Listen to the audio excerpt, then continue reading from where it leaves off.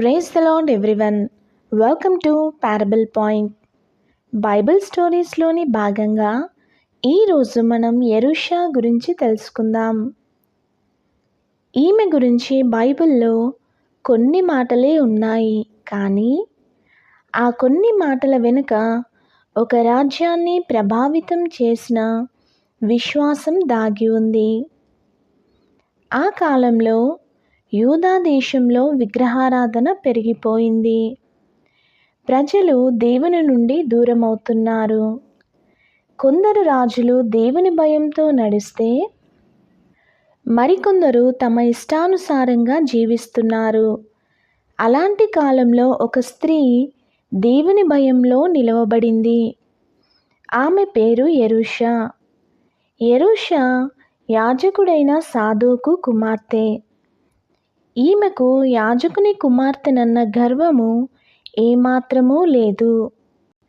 ఈమె రాజైన ఉజ్జియాను వివాహం చేసుకుంటుంది. వీరికి ఒక కుమారుడు జన్మిస్తాడు. అతడి పేరు యోతాము. చిన్ననాటి నుంచే యెరూషా అతనికి కేవలం రాజరిక విద్యలు మాత్రమే నేర్పలేదు, దేవుని భయంలో పెంచింది. యెరూషా ఎప్పుడూ తన కుమారునికి ఒక్కటే చెప్పేది: రాజ్యాన్ని పాలించే ముందు నీ హృదయాన్ని దేవుడు పాలించాలి అని. సింహాసనం తాత్కాలికం, దేవుని చిత్తం నిత్యమైనది. ఆమె మాటలు యోతాము హృదయంలో బలంగా నిలిచాయి.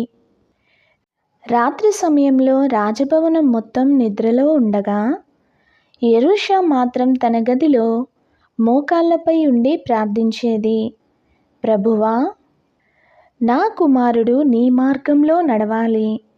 అతడు శక్తివంతుడైన రాజు మాత్రమే కాదు, నీతివంతుడైన రాజు కావాలి అని.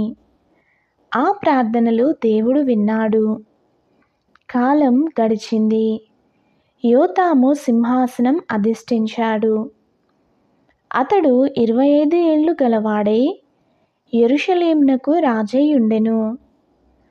యోతాము దేవుని దృష్టికి నీతిగా ప్రవర్తించెను. ఇది ఎంతో గొప్ప సాక్ష్యం. యోతాము దేవుని మందిరముకు ఉన్న ఎత్తైన ద్వారంను కట్టిస్తాడు. దేశాన్ని బలపరిచి శత్రువుల మీద విజయం సాధిస్తాడు.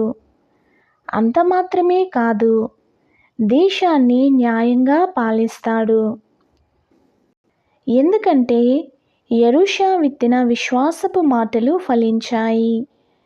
అలా యోతాము యెరూషలేమును 16 సంవత్సరాలు ఏలి తన పితరులతో కూడా నిద్రించి ఉండెను. మనం చాలాసార్లు గొప్ప నాయకులనే చూస్తాం, కానీ వారిని అలా తీర్చిదిద్దినవి ప్రార్థనలే అని గుర్తుంచుకోవాలి. యెరూషా కథ మనకు నేర్పేది ఏంటంటే, నిశ్శబ్ద విశ్వాసం శక్తివంతమైనది. అది ఎవరూ గుర్తించకపోయినా దేవుడు మాత్రం చూస్తాడు. తల్లిదండ్రులు చేసే ప్రార్థనలు తరాలను నిర్మిస్తాయి. యెరూషా ఒక రాజును తీర్చిదిద్దింది. మీ యొక్క ప్రార్థనలు మీ పిల్లల భవిష్యత్తును నిర్మించగలవు అని గుర్తుంచుకోండి. ఈ రోజు నుంచే మనం కూడా మన పిల్లల కోసం ప్రార్థించే తల్లులుగా ఉండాలి. అలా దేవుని భయంలో పిల్లలను పెంచగలిగితే వారికి సమస్తం ఇచ్చిన వారిగా ఉంటాం. ప్రపంచం మీ పేరును గుర్తించకపోవచ్చు, కానీ మీరు దేవునిపై పెట్టుకున్న విశ్వాసం వృధా కాదు.